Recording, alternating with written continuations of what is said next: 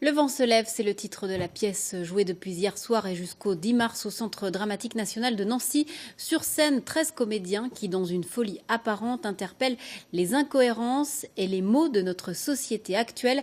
Régis Godu et Bruno Courteau ont assisté aux répétitions. Une folie, un brin schizophrène, à l'image de notre monde. Le vent se lève est une critique féroce de l'aliénation des citoyens, spectateurs d'une société idiotisée par la politique et la finance.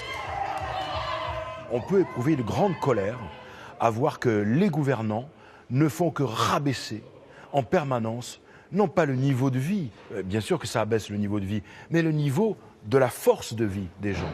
Et ça ne fait que rabaisser, depuis des décennies, on ne fait que rabaisser l'idée de l'homme.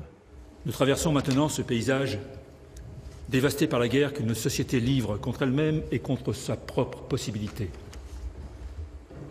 La cause la plus vraie de la guerre, dont on a donné tant d'explications fallacieuses, était forcément de venir comme un affrontement sur le changement. Des textes au service de la mise en scène, des mots, ceux de Pasolini, Debord, interrogent notre capacité à rester humain malgré tout.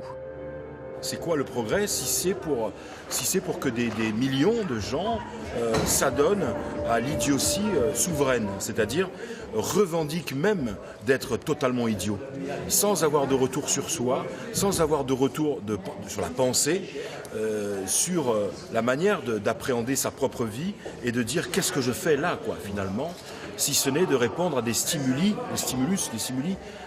complètement aberrants.